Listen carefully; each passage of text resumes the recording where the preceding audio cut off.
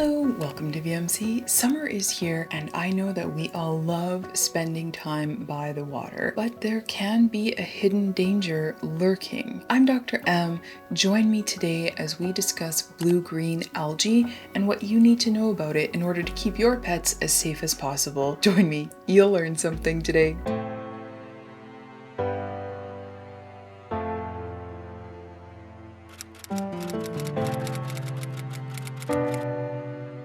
Blue-green algae can appear blue-green in color as the name implies, but it can also look red-brown. It can be on the surface of the water or deeper in the water. It can also accumulate as kind of a scum. Sometimes you'll know it's present because there's quite a distinct odor of garbage or rotting plant material. We should also know that the proper name for blue-green algae is actually cyanobacteria. Blue-green algae is not really algae at all. Named for the bluish pigment, cyanobacteria are a photosynthesizing and aquatic bacteria, which means that they live in water and are able to produce their own food. Some of them also produce toxins, which is why we're making this video. So when they were first discovered, the people who found them thought that the cyanobacteria looked a lot like algae, which to be fair they do when you aren't using a microscope, and for that reason the common name of blue-green algae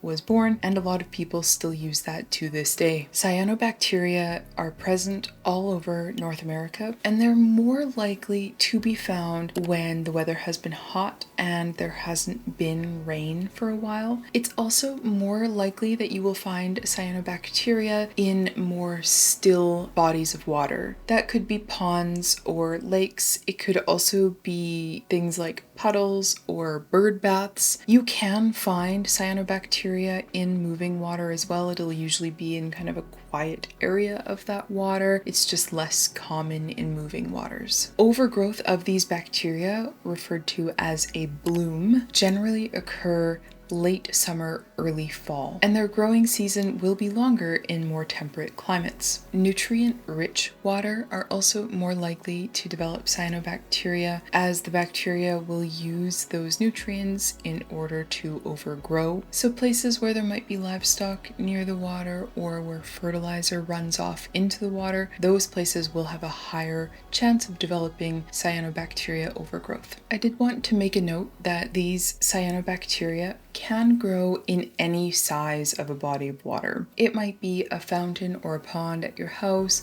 a bird bath, a puddle. Anywhere that these bacteria are found, they are dangerous, so it's not only in larger bodies of water like lakes, etc. And the last note is that not all cyanobacteria are dangerous. We know of roughly 2,000 separate types, and only around 80 of them produce toxins. The challenge is that from looking at them, even if you are an expert, you cannot tell which ones are dangerous and which ones aren't simply by visually assessing them. They have to be sampled and tested under a microscope and in a lab in order for us to find out if that specific cyanobacteria are toxin producing or not. Because of this, we need to treat every cyanobacteria that we see as if they are toxic.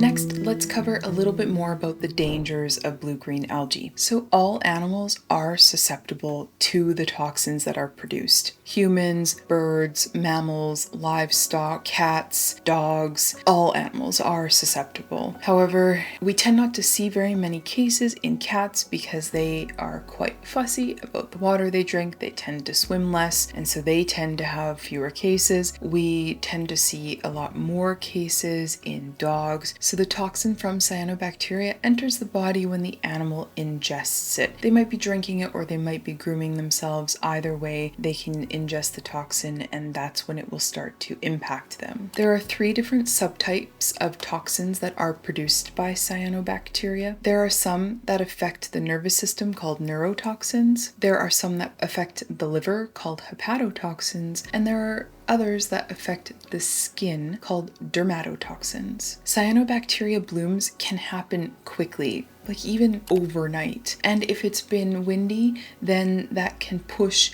the cyanobacteria into kind of clumps surrounding the edge of the water, which also tends to make the animals that go there to drink or swim more at risk. It's also important to know that the blooms can be at different depths in the water. They aren't always on the surface. They can be a little deeper down, which can make it tough to see them. And cyanobacteria can also take on a form that's called a benthic mat. These will look like little clumps of dried crud that can be on the rocks surrounding the water. Dogs in particular seem to find the stinky odor of these delightful, and they will often try to ingest them, which then can reduce in toxicity. These benthic mats often contain a combination of algae and cyanobacteria. Next, let's cover the symptoms that you need to be on the lookout for when it comes to blue-green algae toxicity. The specific symptoms will vary depending on which type of toxin that cyanobacteria is producing. Neurotoxins will often have an onset of severe symptoms within an hour of exposure. You might see muscle rigidity, weakness, paralysis, seizures, that the animal's unable to stand. They may also have a lot of salivation, vomiting, diarrhea, fluid building up in their lungs. They can also experience a paralysis of the diaphragm, and all of these symptoms are incredibly serious and can lead to death. Often, these patients may not even make it to a vet clinic in order to receive treatment. They may die before they ever get to a vet clinic. And livestock that have ingested water from contaminated bodies of water are often found dead beside the water that they drank from, because it truly can cause a fatality that quickly. Hepatotoxins that are impacting liver function will generally have an impact within a number of hours after exposure, say around 4 hours. Clinical signs include vomiting and diarrhea. There might be blood in those. You might also see that the animal becomes icteric, or that they turn a bit yellow with the whites of their eyes or their gums. They might experience drooling as well. They might also start having unexplained bleeding. These signs occur because the liver is responsible for producing a number of things that help with the clotting cascade. If the symptoms go on for long enough, some of these animals will also develop seizures. Some of these animals will also end up dying. If they do survive, they may have long-term liver failure symptoms. It really depends. There can be a range of how affected the animal is. Dermatotoxins are the ones that are impacting the skin, and they can cause itching, redness, and blistering of the skin within a few hours of when the animal was in the water that contained the cyanobacteria. Of the different toxin types, the dermatotoxins are the ones that offer the animal the best chance of survival. The skin may be impacted for a number of weeks and require a lot of help in order to keep the animal comfortable and allow them to heal. Unfortunately, blue-green algae toxicity is incredibly serious, and so this is one of those toxicity types where a number of these patients will end up dying and they will not survive the exposure to the blue-green algae.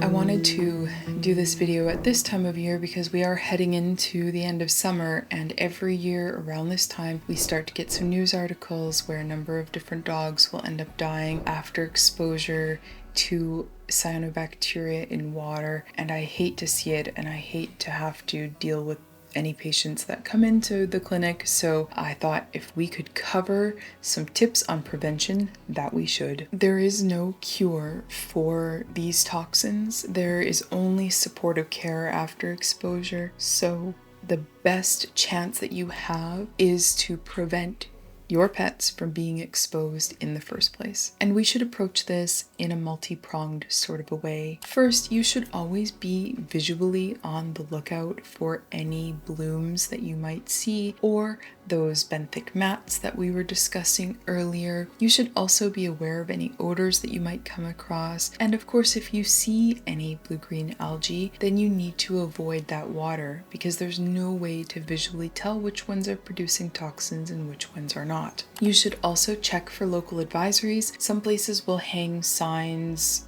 by the water itself. Other places have websites, some have a combination, so you should be on the lookout for those as well. And you should block off access for any of your animals, livestock, dogs, cats, whatever, to any sources that might be at a high risk of developing blue-green algae. So use fences, use leashes, be smart about this here. It's also a good idea to remove standing water from plant containers, bird baths, ponds, and so on. And make sure that you are providing fresh and clean water sources for all of your animals. That might mean a combination of bowls or troughs, or carrying water with you if you're going on a walk or a hike. Offering your animal fresh, clean water regularly will mean that they are not as thirsty, and so they will be less likely to take a slurp from a puddle or a pond that they come across as you're out and about. If you see or suspect that you've come across some blue-green algae, you should absolutely report it. In a number of areas, there will be programs that will then go and test that water to see if there are toxins present, and then those signs or warnings will then be posted for other people to be aware of as well.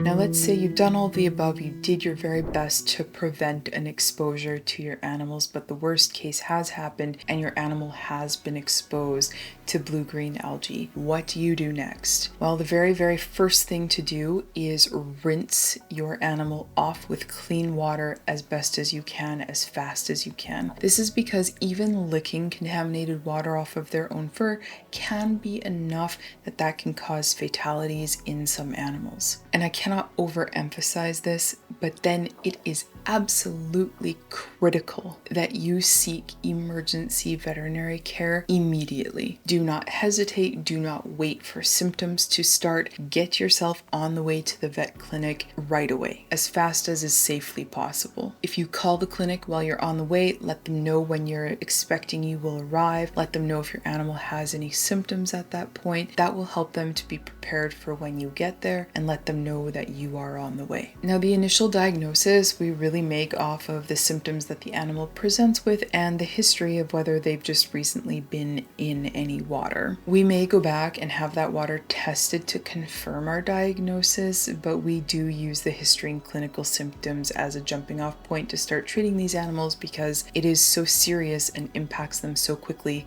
that we don't have time to wait for water testing results to come back. When you come to a vet clinic for this type of a situation, you should expect for blood tests to be checked in order to look for liver function as well as blood clotting abnormalities. And then your veterinarian will also need to start providing care for your pet to help to try to manage whatever symptoms they have. So this generally means IV fluids. Depending on what condition the animal presents in, we might be using things like activated charcoal to try to bind any of the toxins that might be in the GI tract. We may not be able to do that though, as a lot of animals get to us in pretty rough shape and they can't always safely swallow by the time they're by us. We may need to use supplemental oxygen.